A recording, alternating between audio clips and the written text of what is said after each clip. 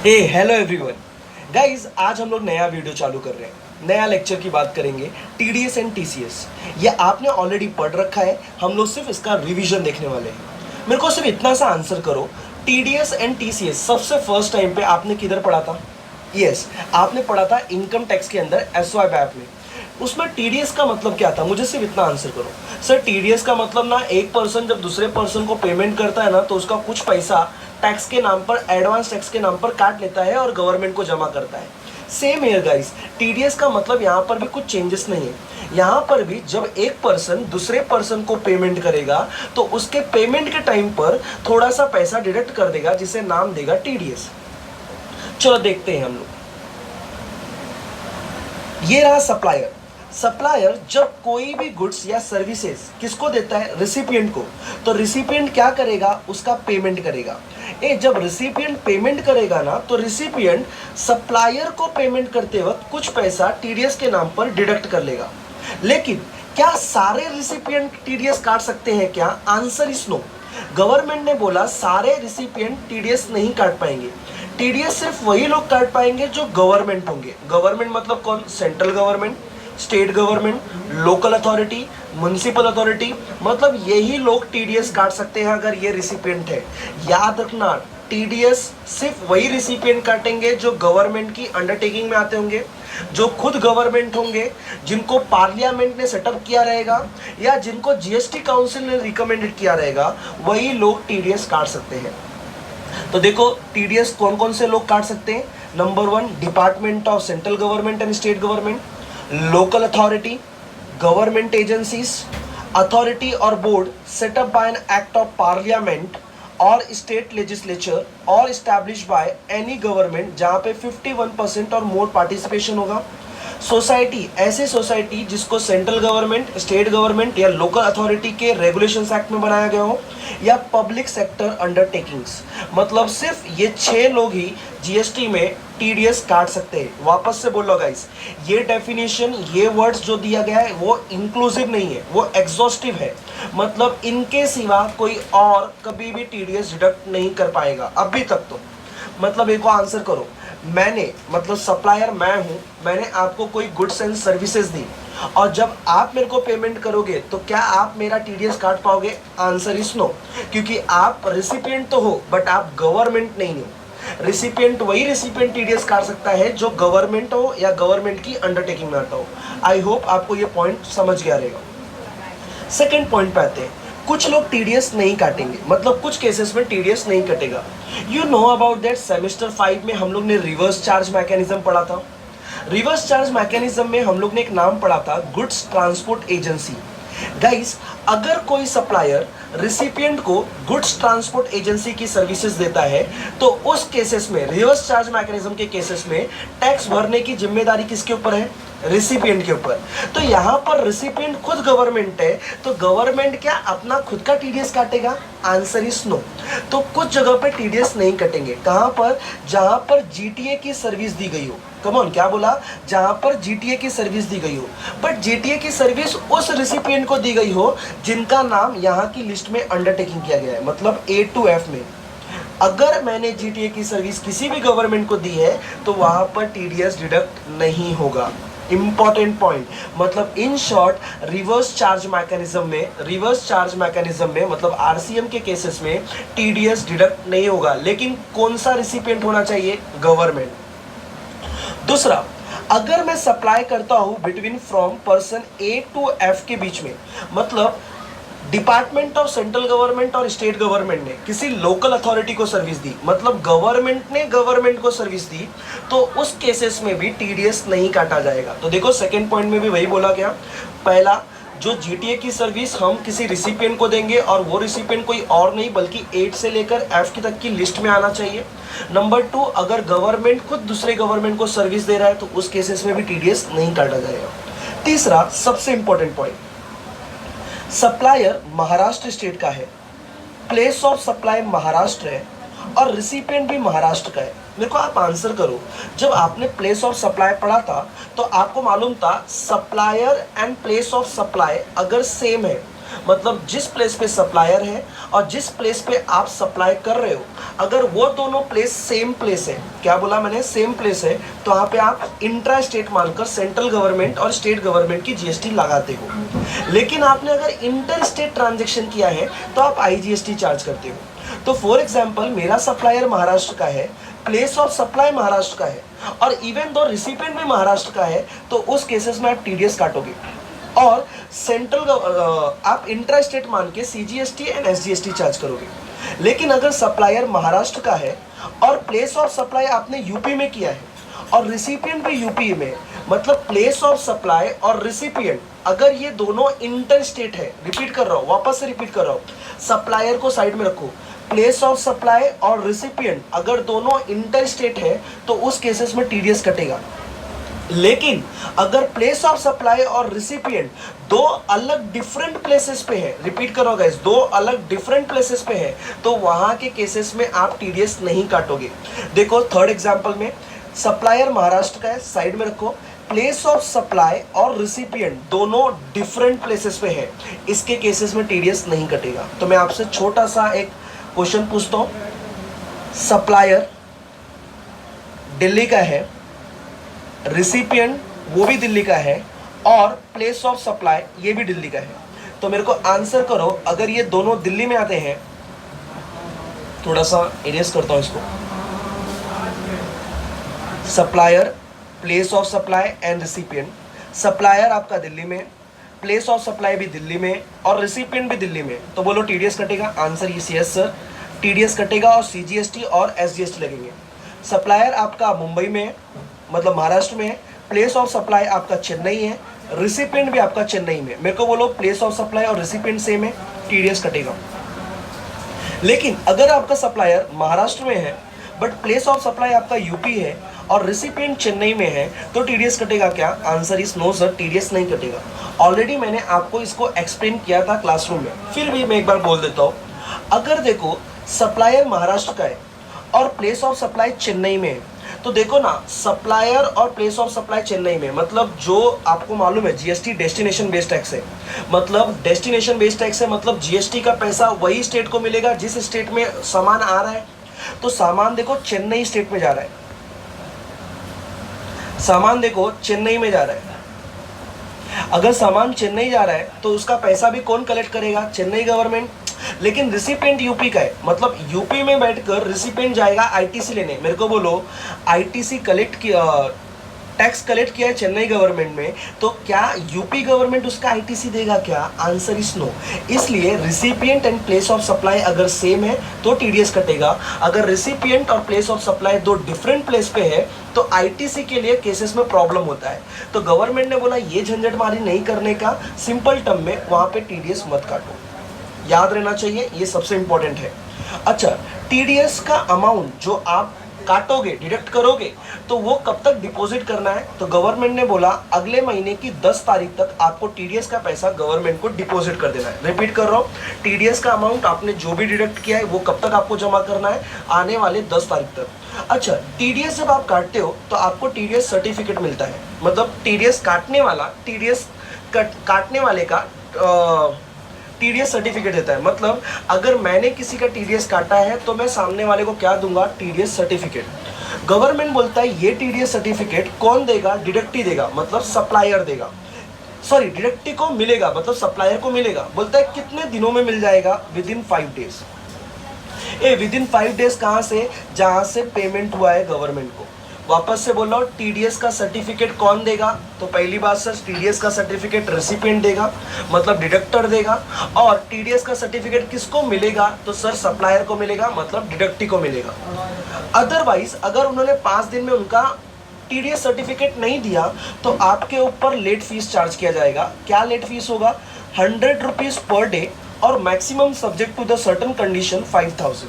मतलब चाहे तो 100 रुपया पूरे दिन का, और अगर दूसरे दिन भी नहीं दिया फिर 100 रुपया, तीसरे दिन नहीं दिया फिर भी 100 रुपया, बट ये लगातार जाके 5000 तक कंडीशन में रोक दिया जाएगा। अच्छा, लेट पेमेंट जो होगा उसके ऊपर 18% का इंटरेस्ट भी चार्ज किया जाएगा। वापस से बोलो, लेट फीस पे आपको इंटरेस्ट भी देना पड़ेगा। कितना परसेंट? 18%। गवर्नमेंट ने बोला टीडीएस काटना कभी है नॉर्मली, तो आंसर इज नो। टीडीएस आप तभी काटोगे जब आपके कॉन्ट्रैक्ट का वैल्यू 2,50,000 से ज्यादा होगा। गाइज रिपीट अप, अगर आप टीडीएस काट रहे हो, मतलब रिसिपिएंट जब टीडीएस काटेगा, तो अगर उसके ट्रांजेक्शन मतलब उसके कॉन्ट्रैक्ट की वैल्यू सिर्फ 1 लाख है, टीडीएस नहीं कटेगा। 1.5 लाख है, नहीं कटेगा। 2 लाख है, नहीं कटेगा। इवन दो 2.5 लाख है, फिर भी नहीं कटेगा। जब 2.5 लाख से ज्यादा हो जाएगा तो टीडीएस काटना शुरू करना है। अच्छा, सबसे इंपॉर्टेंट बात, अब तक जीएसटी डिपार्टमेंट ने ये क्लैरिफिकेशन नहीं दिया है कि वो इनवॉइस के ऊपर रहेगा या कॉन्ट्रैक्ट के ऊपर। उन्होंने लिखा है कॉन्ट्रैक्ट अमाउंट, मतलब मेरा किसी के साथ कॉन्ट्रैक्ट है और मुझे उसके पास से 3 इनवॉइस रिसीव हुए, 50,000 के 3 इनवॉइस, तो मेरे को बोलो कितना हुआ, 1,50,000, मेरा टीडीएस नहीं कटेगा। अच्छा, मेरे को 50,000 के 6 इनवॉइस रिसीव हुए एक ही कॉन्ट्रैक्ट में, अमाउंट 3 लाख हो गया, फिर भी मेरा टीडीएस नहीं कटेगा। मैंने क्या बोला, फिर भी मेरा टीडीएस नहीं कटेगा, क्योंकि उन्होंने क्या लिखा है, कॉन्ट्रैक्ट अमाउंट, मतलब कॉन्ट्रैक्ट की वैल्यू अगर 2.5 लाख से ज्यादा है तो ही काटेंगे, वरना टीडीएस नहीं कटेगा। लास्ट रेट, गवर्नमेंट ने टीडीएस का रेट क्या रखा है, तो गवर्नमेंट ने 1% of CGST and 1% of SGST TDS का रेट रखा है, इन शॉर्ट 2% ऑफ आईजीएसटी। तो देखो गाइस, यहां तक में आपका सारा पार्ट टीडीएस का खत्म हो जाता है। एक बार फटाफट रिवाइज कर लेते हैं। पहला, टीडीएस कौन किसका काटेगा, रिसिपिएंट काटेगा, सप्लायर का। बट सारे रिसिपिएंट काट सकते हैं क्या, आंसर इज नो। वही रिसिपिएंट काटेंगे जो गवर्नमेंट वाले लोग होंगे या गवर्नमेंट के एम्प्लॉय होंगे या जिनको जीएसटी काउंसिल ने रिकमेंडेड किया रहेगा या जिनको set up by an act of the parliament होगा, वही लोग टीडीएस काटेंगे। अच्छा, कुछ केसेस में टीडीएस नहीं कटेगा। एग्जांपल आरसीएम के केसेस में, रिवर्स चार्ज मैकेनिज्म में, जिसमें हम लोग ने पहली सर्विसेज देखी थी जीटीए की। गुड्स ट्रांसपोर्ट एजेंसी में अगर रेसिपिएंट लेने वाला अगर खुद गवर्नमेंट है तो वहां पर टीडीएस नहीं कटेगा। और अगर गवर्नमेंट ने एक ही गवर्नमेंट ने दूसरे गवर्नमेंट को कोई भी सर्विसेज दी, उस केसेस में भी आपका टीडीएस नहीं काटा जाएगा। अच्छा, प्लेस ऑफ सप्लाई और रिसिपिएंट अगर सेम स्टेट में है तब तो टीडीएस काटा जाएगा, बट अगर दोनों डिफरेंट स्टेट में है तो वहां पर भी टीडीएस नहीं कटेगा। उसके लिए एग्जाम्पल आपका यहाँ पे। अच्छा, टीडीएस का अमाउंट कब तक गवर्नमेंट को जमा कर देना है, तो आने वाले 10 तारीख तक आपको टीडीएस का अमाउंट जमा कर देना है। टीडीएस सर्टिफिकेट कौन देगा, टीडीएस सर्टिफिकेट देने का काम रेसिपिएंट का होगा, लेकिन किसको देगा, तो बोलता है वो देगा डिडक्टी को, मतलब सप्लायर को। लेकिन कितने दिन में देगा, बोलता है गवर्नमेंट को पेमेंट रिसीव होने के 5 दिन के अंदर उसको सर्टिफिकेट देना पड़ेगा। अगर उसने नहीं दिया तो क्या देना पड़ेगा, लेट फी। लेट फी कितनी रहेगी, 100 रुपीज पर डे और मैक्सिमम सर्टन कंडीशन 5,000 रुपीज। अच्छा, गवर्नमेंट को लेट पेमेंट का कितना % इंटरेस्ट पे करना पड़ेगा, 18% का पेमेंट इंटरेस्ट पे करना पड़ेगा। अच्छा, डिडक्ट कभी काटना है, जब कॉन्ट्रैक्ट वैल्यू, रिपीट कर रहा हूं, not invoice value, not transaction value, इस कॉन्ट्रैक्ट वैल्यू, जब कॉन्ट्रैक्ट वैल्यू 2,50,000 से ज्यादा हो जाएगा तो ही टीडीएस काटना है। और टीडीएस का रेट क्या होगा, 2%, 1% सीजीएसटी, 1% एसजीएसटी और 2% of IGST. I hope guys यहां तक समझा रहेगा। अच्छा, कुछ चीजें मैं बोल देता हूं। जो बंदा टीडीएस काट रहा है, अगर वो रजिस्ट्रेशन लेने के लिए जाता है तो उसका एक डॉक्यूमेंट कभी नहीं पूछा जाएगा। आपको मालूम है, इनकम टैक्स में अगर आपको रजिस्ट्रेशन लेने का है या कुछ भी करने का है तो आपको पैन चाहिए। बट जीएसटी के अंदर जो बंदा रिसिपिएंट आपका टीडीएस काटेगा, अगर उसके पास पैन नहीं होगा तो भी वो आपका टीडीएस काट सकता है और वो रजिस्ट्रेशन ले सकता है। रिपीट एवरीवन, गाइस बहुत इंपॉर्टेंट है, टीडीएस काटने वाला बंदा रिसिपिएंट अगर उसके पास पैन नंबर नहीं है तो भी वो आपका टीडीएस काट सकता है और रजिस्ट्रेशन ले सकता है। दूसरे पॉइंट, जो टीडीएस सर्टिफिकेट होगी वो इशू करेगा डिडक्टर को, कौन से फॉर्म में, तो बोलते हैं डिडक्टर जो फॉर्म को यूज करेगा उस फॉर्म का नंबर होगा GSTR 7A। यहां पर नहीं लिखा हुआ है, प्लीज चाहिए तो आप लिख के रख लो।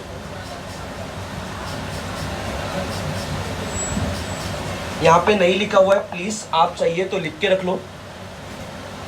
डिडक्टर जो भी टीडीएस आपका काटेगा, रिपीट कर रहा हूं, डिडक्टर जो भी टीडीएस आपका काटेगा वो कौन से फॉर्म में यूज करेगा, GSTR 7A। ओके, इसमें कोई गलती मत करना, सबसे इंपॉर्टेंट है। अच्छा, जो रजिस्ट्रेशन सर्टिफिकेट होगा, जो डिडक्टर या कलेक्टर, मतलब जो कलेक्ट कर रहा है या तो जो डिडक्ट कर रहा है, उसके लिए वो जो फॉर्म नंबर यूज करता है वो फॉर्म नंबर होता है GST रजिस्ट्रेशन फॉर्म नंबर 6। वापस से बोल रहा हूँ, GST registration form number 6, that is important. अगर किसी कंपनी का ऑडिट होता है, अगर किसी कंपनी का ऑडिट होता है और उसका जो भी स्टेटमेंट है एनुअल रिटर्न, वो एनुअल रिटर्न के साथ अकम्पेन होगा ऑडिट एनुअल अकाउंट स्टेटमेंट्स और रिकंसिलिएशन स्टेटमेंट। वापस से बोल रहा हूँ, जब भी annual return should be accompanied by, तो उसके साथ दो चीजें, audited annual accounts and reconciliation statement in audited part are required to be audited. अगर आपकी कंपनी को ऑडिटिंग रिक्वायर्ड है तो आपके साथ दो सर्टिफिकेट जाएंगे, दो चीजें जाएंगी, number 1 audited annual accounts and दूसरा reconciliation statement. I hope guys TDS का ये पार्ट आपको समझ गया रहेगा। अब हम लोग आते हैं टीसीएस में। TCS, tax collected at sources, section number 52 important है एग्जाम पॉइंट ऑफ व्यू से सेक्शन नंबर। अच्छा, टीडीएस क्या है वो अपन ने देख लिया। टीसीएस क्या है, बोलता है आपने इलेक्ट्रॉनिक कॉमर्स ऑपरेटर का नाम सुना रहेगा, सेक्शन नंबर 95 याद करो सेमेस्टर 5 में। टीडीएस में, टीसीएस में क्या होता है, फॉर एग्जाम्पल ये मैं हूँ, समझो ये मैं हूँ, मेरे को अगर ओला चाहिए तो मैं क्या करूंगा, सबसे पहले ना ओला से अपनी एक कार बुक करूंगा। मतलब मैं सबसे पहले किसके पास जाऊंगा, ओला के वेबसाइट पे जाऊंगा, ओला के वेबसाइट से एक कार बुकिंग करूंगा। तो ओला क्या करता है, ओला कार के कॉन्ट्रैक्टर से क्या करता है, कार को मेरे डिवाइस पे, मेरे प्लेस पे भेज देता है। मतलब मैं जो भी ट्रांजेक्शन करता हूँ वो ट्रांजेक्शन किसके थ्रू करता हूँ, ओला के थ्रू। आपने अमेजोन का नाम सुना रहेगा। अभी हम लोग कोई भी सामान जब परचेस करते तो हम लोग अमेजोन से नहीं परचेस करते, हम लोग अमेजोन को सिर्फ ऑर्डर देते हैं कि हमें ये सामान चाहिए। तो अमेजोन सामने वाले बंदे को अपॉइंट करता है और बोलता है कि तू ये सामान इस बंदे को भेज दे। मतलब जब ये मुझे सर्विस देगा तो ये मुझे डायरेक्टली देगा। लेकिन अगर मैं जब कांटेक्ट करूंगा तो पहले मैं ओला से करूंगा एंड देन उसके बाद में मेरे को सर्विस प्रोवाइड किया जाएगा। बोलता है यहाँ पे टीसीएस कौन काटेगा, तो सिंपल टर्म में टीसीएस काटने की जिम्मेदारी ई कॉमर्स ऑपरेटर को है। ई कॉमर्स ऑपरेटर मतलब कौन सर, अमेजोन हुआ, अगर आपका ओला हुआ, आपका जोमेटो हुआ, ये सारे लोग टीसीएस काटेंगे। मतलब टीसीएस काटने की जिम्मेदारी किसकी है, टीसीएस काटने की जिम्मेदारी ई कॉमर्स ऑपरेटर मतलब ईसीओ की है। तो देखो मैंने सिंपल सा एक फॉर्मेट बना के रखा है, अगर आप ई कॉमर्स ऑपरेटर हो, आंसर इज यस, तो आप टीसीएस काटोगे। सिंपल सी बात, आप टीसीएस काटोगे। लेकिन अगर आप ई कॉमर्स ऑपरेटर नहीं हो तो आप टीसीएस नहीं काटोगे। वो सिंपल सा बना के फॉर्मेट दिया है। अगर आप ई कॉमर्स ऑपरेटर हो और आप टीसीएस काटते हो तो कितने परसेंट पे काटना है, तो answer is 1% of net value. Come on, कितने पे काटना है, 1%। ये टीडीएस में कितना रेट था, 2%। टीसीएस में कितना रेट है, 1%। अच्छा, 1% किस पे, टैक्सेबल सप्लाई। अगर आपने जो सप्लाई किया है अगर वो एग्जेम्प्टेड सप्लाई है तो टीसीएस नहीं कटेगा। इंपॉर्टेंट है एग्जाम पॉइंट ऑफ व्यू से। टैक्सेबल सप्लाई तभी कटेगा जब आप ईसीओ टीसीएस तभी कटेगा जब आपने टैक्सेबल सप्लाई किया हो। ओके सर, टीसीएस में रेट क्या होगा, 1% of IGST and 0.5% of CGST and 0.5% of SGST या यूटीजीएसटी। नेट वैल्यू का मतलब क्या होगा, टोटल सप्लाई में से रिटर्न माइनस कर लो। टीसीएस कब तक डिपॉजिट करना है, तो बोलता है आने वाले अगले मंथ के 10 तारीख तक आपको टीसीएस डिपॉजिट करना है। इसका एनुअल स्टेटमेंट या ई स्टेटमेंट कब तक फाइल करना है, तो वो भी 10 तारीख के नेक्स्ट मंथ तक फाइल कर देना है। एनुअल स्टेटमेंट आपका हर साल के फाइनेंशियल ईयर में, नेक्स्ट फाइनेंशियल ईयर में 31 दिसंबर तक जाना चाहिए। अगर आपके मंथली स्टेटमेंट में कोई गलती हो गई तो उसको रेक्टिफाई करने का टाइम दिया गया है। इंपॉर्टेंट है एमसीक्यू पॉइंट ऑफ व्यू से। बोलते हैं टाइम लिमिट क्या है, तो बोलता है आपने जो स्टेटमेंट सबमिट किया है सितंबर मंथ के नेक्स्ट फाइनेंशियल ईयर में और actual date of annual return, मतलब जो रिटर्न आप फाइल कर रहे हो एक्चुअल डेट पे, which ever is earlier. That is very very very important exam point of view से। एग्जाम में मैंने इसका एग्जाम्पल लिया है। आपका ड्यू डेट है अगस्त 2018, मतलब अगस्त का पेमेंट जाता है सितंबर 2018 में, मतलब सितंबर 2018 और एनुअल डेट क्या रहेगा, अक्टूबर 2019। तो मेरे को बोलो सितंबर 2018, इसका फाइनल नेक्स्ट फाइनेंशियल ईयर क्या आएगा, सितंबर 2019। तो मेरे को बोलो सितंबर 2019 और अक्टूबर 2019 विच एवर इज अर्लियर कौन सा है, आंसर इज सितंबर 2019। तो जो तुम्हारा टीसीएस का टाइम लिमिट होगा रेक्टिफाई करने का वो होगा सितंबर 2019। बोला गया मैक्सिमम पेनल्टी कितनी होगी, तो मैक्सिमम पेनल्टी होगी 25,000 रुपीज़। इतना इनफ है गाइस। टीडीएस एंड टीसीएस में पूरे पार्ट में सिर्फ हम लोग को इतना ही रिवीजन करना है। आई होप आपको ये सारे पार्ट